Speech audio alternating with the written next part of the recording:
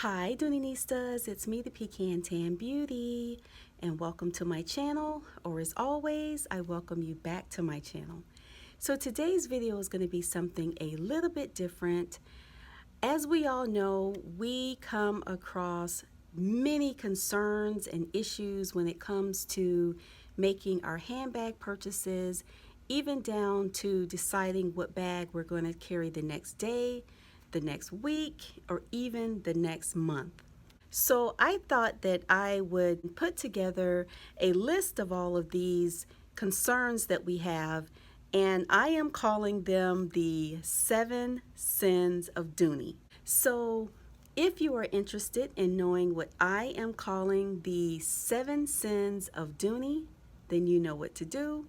Just keep on watching.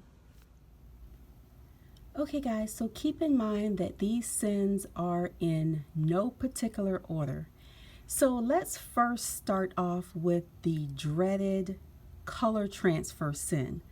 We all fear color transfer. That is one of our worst nightmares on any of our beautiful bags. So as you can see, this bag has some serious color transfer here. I carried this bag on yesterday and I knew that it was going to have color transfer. So keep in mind that this bag has not been treated with any rain or stain repellent. So as you can see, there is transfer here on the duck in the front, and there is also transfer here along the bottom where it rubs against my clothes. So I did wear a pair of dark blue jeans which created this transfer, and again I did know that it was going to create transfer, but what I always do is I always keep a pack of unscented baby wipes, alcohol free, with me in my bag or pretty close by, so if I notice that I do have transfer, I wipe it away immediately. I also use Big 4 leather conditioner, or any type of leather conditioner will work for removing color transfer. And again, this is just what I do to help remove color transfer on my bags. So I am in no way suggesting that this is the solution or the right way. So let me just share with you really quick what I do to get the color transfer off. And again, I know that this is a really huge concern for us Doonistas who love to carry these light colored bags. So my solution is I immediately take a baby wipe or the leather conditioner, and I just take it, this is a wet baby wipe, so I just take it here and rub it anywhere I see transfer, and as you can see, it is pretty much gone. So then I will go and I'll do this part here. As you can see, that is some serious transfer as well. And then I just take the baby wipe, and as you can see, it is disappearing before our eyes. So this is one reason why I don't worry about color transfer, because I always go in immediately and remove any transfer with a baby wipe or with conditioner. So as you can see, there is a little bit right there, and I am just going to take the baby wipe, and it is pretty much all gone. So I have a little bit here on the corner of the little patch. So as you can see, the transfer on this bag is gone. But again, I don't run from transfer because I know that I can go in with my Big 4 or my unscented baby wipes to help remove any of that transfer. Okay, so this is our second sin, scratches. especially on the Florentine leather, which can sometimes be very, very delicate and very, very finicky when it comes to scratches. Even the slightest little rub of your fingernail can create scratches.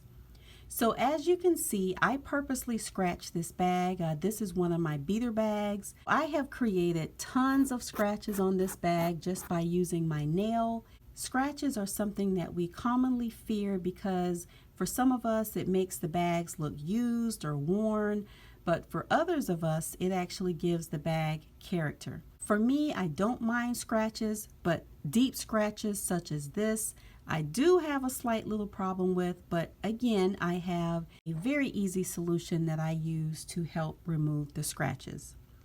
So the first one is I take just a microfiber or soft cloth, or you can even use something as soft as a sock, something that you have at home. I take my bag and I just go very, very lightly. Here, the camera is washing this color out, but as you can see, these scratches are disappearing right before our eyes.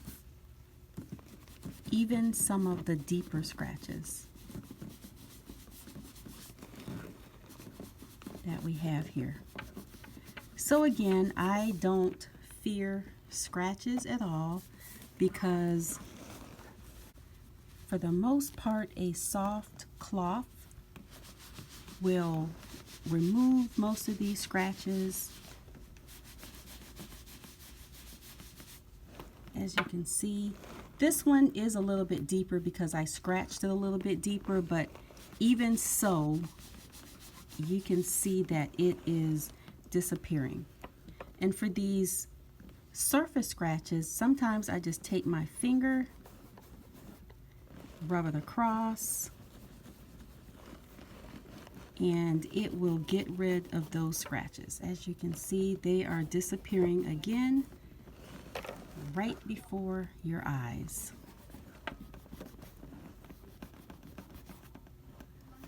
So here we are, and then let's just get this last one with our finger. So basically the natural oils from your skin will help to diminish or lighten some of these scratches.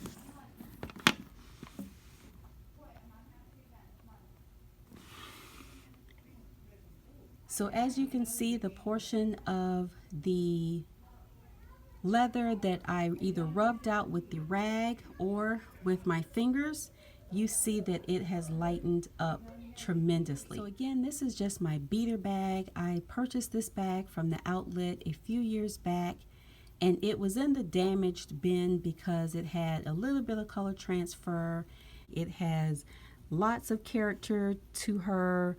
Her leather is inconsistent, it's pebbled, it is smooth in certain spots, some spots are darker. So again, this is just my beater bag. Okay guys, so our third sin is opening. So you all know that there is a huge love and hate with the small satchel compared to the medium satchel. So here on the left we have the medium Florentine satchel, and on the right we have the small. So as you can see, there is a substantial difference from the medium on the left to the small on the right. So with that substantial size difference, the opening is also a substantial difference. So as a quick guide, I am going to show you how a baby wipe fits on the top of the opening.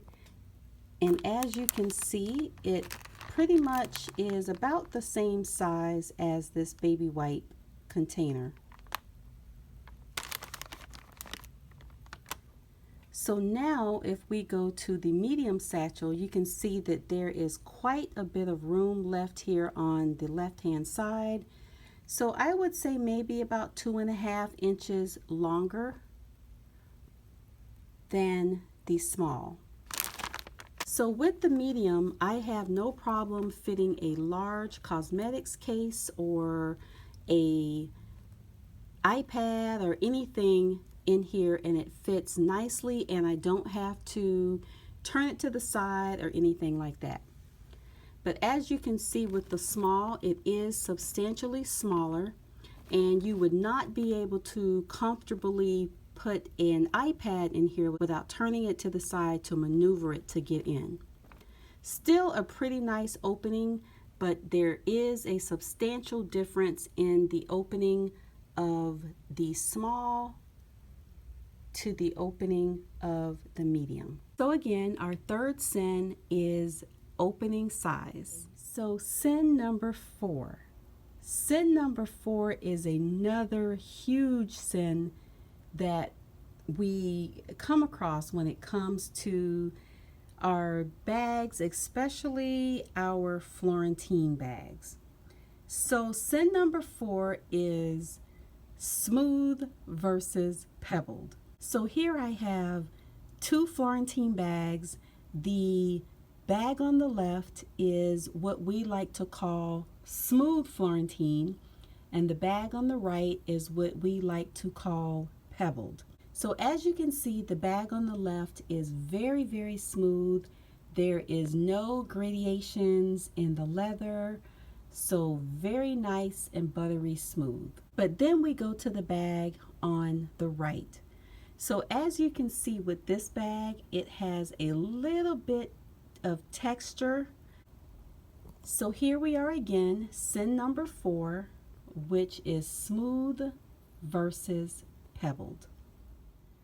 Okay, so sin number 5 is the dreaded corner wear.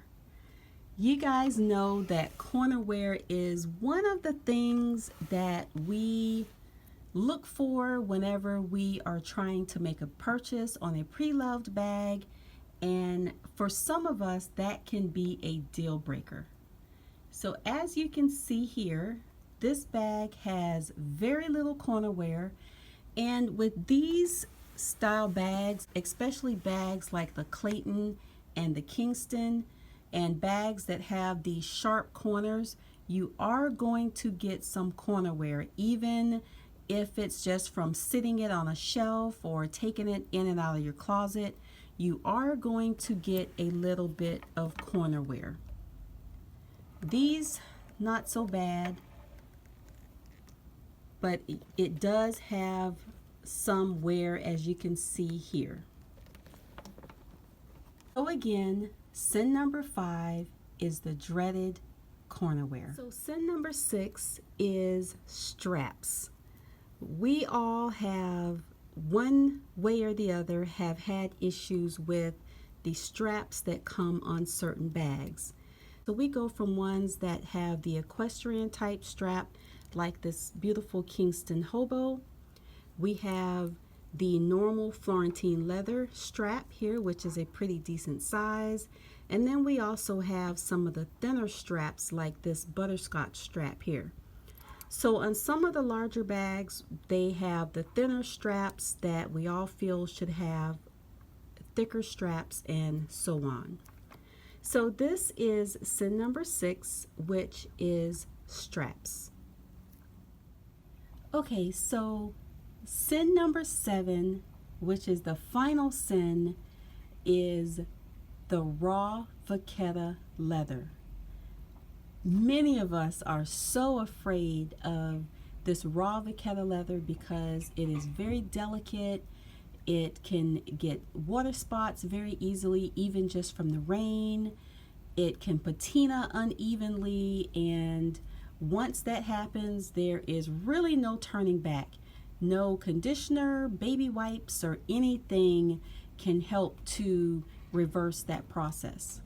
So this Vachetta will eventually darken over time to become a deep honey color. So as you can see, it is very, very light, and I don't have much wear on here, but as you can see here, you see some darker spots that are from maybe hand lotions or water that I might have on my hands. But this bag has been treated with rain and stain repellent, so I think that that is helping or has helped some of the wear on this bag. So anyway, again, the final and seventh sin is the raw Vachetta leather. Okay guys, so thank you so much for watching. I hope that you enjoyed this video, and I will see you in the next one. Bye guys.